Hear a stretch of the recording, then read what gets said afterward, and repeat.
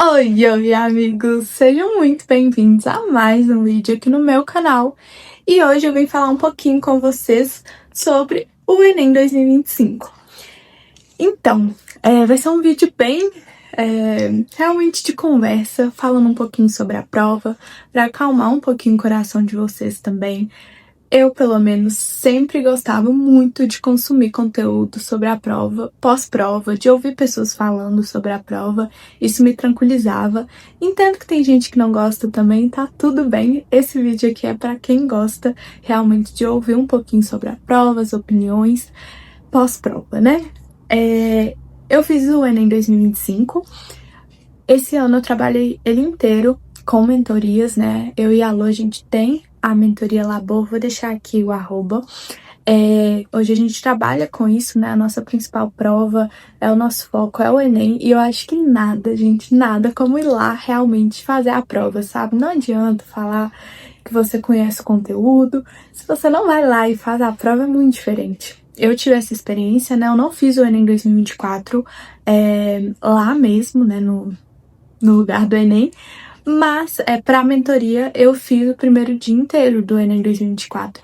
E, assim, a percepção é totalmente diferente. Eu não sei comparar o 2025 com o 2024, porque quando eu fiz ele, eu já tinha visto algumas questões, não era uma prova 100% inédita, não tinha aquele fator da surpresa.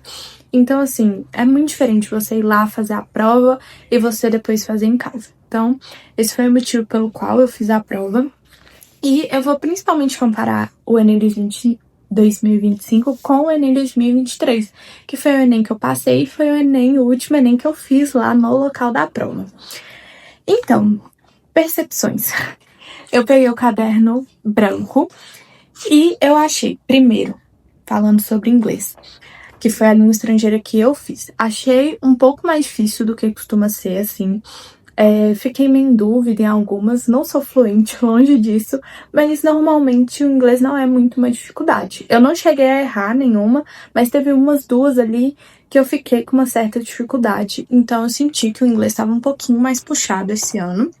E aí a minha primeira questão foi essa questão aqui, gente. Eu entrei em pânico quando eu vi essa questão. Eu abri, fechei, olhei e falei, gente, entregaram a prova errada, não tem condição. Né? Isso é algo que a gente não vê no Enem, um texto seguido de várias questões sobre aquele texto. Então foi algo assim que me causou estranhamento. Mas na hora de fazer, achei uma questão tranquila. Me lembrou os Enems mais antigos de 2014, 2015. Não por essa característica de um texto, várias questões, mas pela característica de falar uma linha e você ter que falar alguma coisa sobre o que estava ali naquela linha. Eu lembro disso em Enems mais antigos. Então foi algo que eu percebi, conversei com a Lu também, e ela também sentiu essa retomada dos Enems mais antigos, não só em linguagens, como em humanas também. Então foi uma característica assim que eu senti desse Enem. Não estava muito diferente do que é o Enem, do que costuma ser o Enem, mas eu senti que ele estava um pouco mais semelhante aos Enems mais antigos, ali antes de 2015. Então, teve essa primeira questão. Foi engraçado porque, apesar dela ter me assustado um pouco, eu fiz. E na minha estratégia de prova, pra quem já conhece, eu sempre começo a prova fazendo 10 questões de linguagens e 10 de humanas. E aí, quando eu terminei essa questão, eu falei, vou terminar as 10, né? E fui procurar. Quando eu olhei, eu já tinha terminado, eu já tinha feito as 10. Então, dessa forma como foi, eu senti que eu fiz muito mais rápido por ser tudo de um mesmo texto. Isso foi ótimo, né? Porque economiza tempo de você ficar ali lendo 5 textos, você leu só um, apesar dele ser grande. Mas é realmente fora ali do padrão do Enem. Achei a prova de linguagens uma prova coerente, uma prova parecida com o Enem, como costuma ser. Talvez um pouquinho menos de texto, um pouquinho menos de poema, mas uma prova muito boa. Pelo que eu ouvi, né, vi as pessoas falando, foi uma prova, assim, do nível médio pro um pouquinho mais tranquilo, por essas características, assim, por ser um pouco mais curto os textos e ter menos essa linguagem mais rebuscada, assim. Então, achei que foi uma prova bem estilo Enem, que dava pra fazer e dava pra fazer num tempo legal pra gente ir pra humanas e redação. Redação, gente, esse era o meu palpite desde o meu ano. que era idosos, assim, eu achava que tinha muita chance de cair, falei até com alguns mentorandos na mentoria, e realmente foi esse tema. Tá aqui o meu rascunho todo virado, gente, assim, redação era o que eu tava com mais medo, porque tem 2 anos que eu não faço uma redação, e eu ainda não li nenhuma redação antes de ir, fiquei com raiva disso, porque deveria ter lido algumas coisas assim, eu ficava em dúvida, por realmente falta de prática, então por isso a importância de praticar a redação. E gostei do tema, achei que ele dava muito espaço para falar de muita coisa mesmo. Então, assim, a palavra perspectivas, né, pode ter causado algum estranhamento em algumas pessoas, mas eu acho que os textos motivadores direcionaram bem no sentido de mostrar que você podia falar de tanta coisa que te deixava confortável, assim, para criar o texto da maneira como você tivesse mais facilidade. Então, eu achei um tema já esperado, um tema coerente, um tema, né, Brasil, assim, e que era fácil pela abrangência que ele te dava ali para abordar, né? Não era um tema que fechava muito em um eixo ali temático e que você tivesse pouco repertório. Mas às vezes muita opção vira problema também. Então eu entendo quem às vezes teve alguma dificuldade pela essa amplitude. E agora humanas, gente. Gostei da prova de humanas, assim.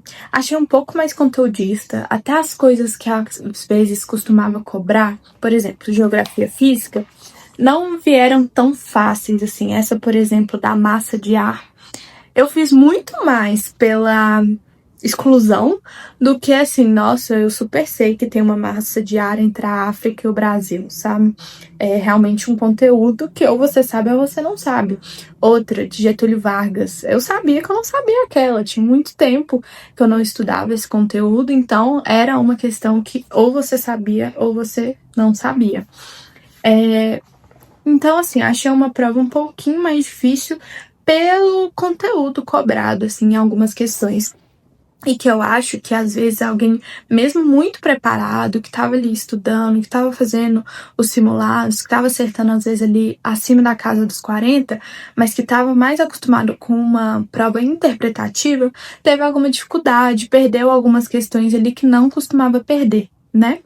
Então, é isso, assim, a minha visão geral sobre humanos, algumas questões mais conteudistas, mas uma prova também a cara do Enem, cobrando assuntos que ele costuma cobrar. Uma outra questão que, apesar dele cobrar o que ele costuma cobrar, cobrou, assim, pedindo um pouco mais de conteúdo, sem que o texto desse tanta orientação sobre o tema, a questão. E eu, particularmente, assim, senti umas 3 questões que eu ficava um pouco perdida, assim, como que eu ia sair dali, o que ele queria, mas particularmente humanas é a minha área, assim, que eu menos acerto normalmente, né? Eu vou falar de dificuldade, mas na minha prova da aprovação foi a área que eu menos acertei, então eu sei que não é a minha área, assim, máxima, sabe? Que eu acerto mais, então eu costumo ter alguma dificuldade em algumas questões também. Mas gostei bastante da prova, adorei aqui que tinha uma foto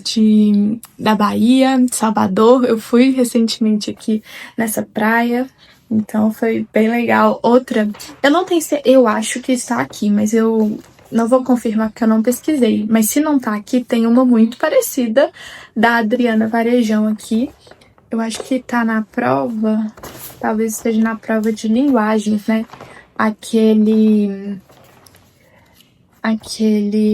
ladrilho, não tem o nome de ladrilho, mas ladrilho europeu, que dentro tem vísceras, esse aqui, ó, azulejo europeu, que dentro tem algumas vísceras, tá aqui em Inhotim. Se não é esse, tem um de uma ideia muito parecida aqui em Inhotim, Belo Horizonte, então achei bem legal ter isso aqui na prova.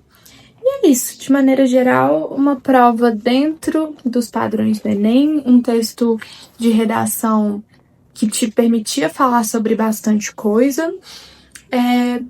E só um adendo, assim, que eu pensei vendo essa prova, é que a gente realmente teve um resgate ali a um Enem mais antigo, de 2015, 2014, 2013. Então, o que eu indicaria para vocês, pensando aí na semana do segundo dia, né? de fazer a prova de 2013, 2014, segundo dia, picada. Eu ainda acho que vale mais a pena deixar as provas inteiras, as mais recentes, né? Pra quem gosta de fazer simulado perto da prova, deixar ali 2024 PPL pra fazer inteiro.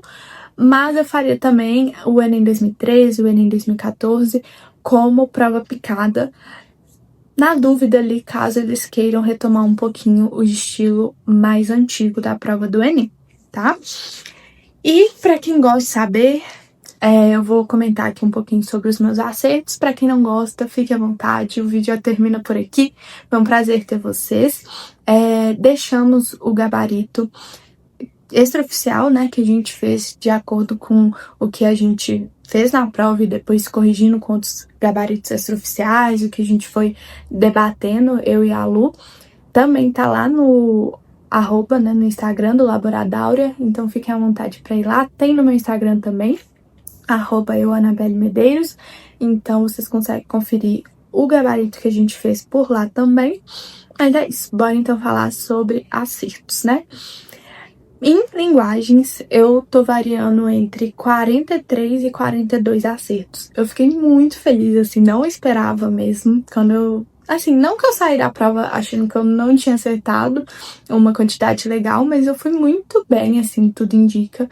Até melhor do que eu fiz no meu ano de aprovação, que foi 42 acertos. Tá variando principalmente essa questão aqui, 31 do caderno branco, que é essa da Margot Robbie, e eu marquei letra E, mas tem alguns eu acho que colocando letra A. Mas assim, pra mim eu tenho muita certeza que essa aqui tá certa, então eu considero 44. Vamos ver aí. E a que eu realmente errei foi essa aqui, a 34, acho que ela era letra D e eu errei. E já humanas tá variando de 37 a 39 acertos. Uma que tá mais em dúvida, assim, tá mais entre 38 e 39. Uma que eu tô muito em dúvida, eu e a Lu marcamos igual. E assim, eu defendo ela. Só vou parar de defender quando realmente sair o gabarito extraoficial. Eu ia nem falar, não é a letra A. Mas essa aqui, que é a da Rússia... eu tinha marcado letra A, inclusive, assim, lendo mais rápido, mas quando eu parei, assim, pra ler o texto, pra ver do que se tratava, eu acabei trocando pra letra D, e eu continuo achando que é a letra certa, sabe? Então, já vi que tem divergência nessa questão, então, assim, é aguardar. Teve umas 3 que eu fiquei em dúvida entre duas, e marquei errada, uma que eu troquei, então, assim, realmente fiquei com mais dificuldade ali na prova de humanas, mas de maneira geral eu tô variando ali entre os 81 e 83 acertos. Fiquei muito feliz, né, por ter tanto tempo assim que eu não faço uma prova, valendo e não lá fazendo a redação. Não é fácil, muito cansativo, mas eu acho que é a maneira mais fidedigna realmente de saber o que é fazer o Enem mesmo, ir lá fazer, passar por toda a pressão, cansaço. Um off-topic aqui, só pra comentar com você, gente. Na minha sala, a fiscal não deixou eu ficar com a minha garrafa de água só porque ela não era transparente. E também eu não pude ficar com o cabelo solto. Assim, eu achei muito diferente, né? Porque não... né, já fiz Enem aí 4 vezes e nunca aconteceu isso. Outra característica é que eles passaram um detector de metal dentro da sala, então eu senti que eles estão com uma fiscalização maior. Acho que pode ter tido até alguma relação com o Enare, né, que o Ministério da Educação que organiza também, então acho que eles podem ter deixado mais rígida a fiscalização por conta disso, mas eu acho que eles esqueceram de avisar quem tava indo fazer a prova. Porque, assim, não deixar ficar com a garrafa d'água, não deixar a pessoa beber água, porque a garrafa não é transparente, sendo que não tem nada disso escrito no edital, complexo. A questão de prender o cabelo também, como uma obrigatoriedade, sem que isso fosse avisado antes, também acho que teve aí um problema de comunicação. Talvez eles decidiram algumas regras em cima da hora, passaram para os fiscais, mas não passaram para os participantes. Então, assim, é outra mudança que eu acho que às vezes, por bobagem, pode causar um estresse ali. Você não pode ficar com a sua garrafa. Então, assim, Acho que isso é algo que o Enem, o INEP, deve melhorar para o próximo Enem, se for definir essas regras mesmo, avisar com antecedência para que as pessoas se preparem. Mas, de maneira geral, foi isso que eu tenho para falar do primeiro dia. Espero que vocês tenham conseguido dar o seu melhor na prova, realmente colocado todo o seu conhecimento que você trabalhou ali ao longo desse ano, dos outros anos, na prova, e agora é hora de descansar e começar essa semana de preparação para o segundo dia. E é isso, gente. Uma ótima semana, ótimos estudos. E eu podendo ajudar de alguma maneira, deixem aqui nos comentários. Um beijão e até o próximo vídeo. Tchau, tchau!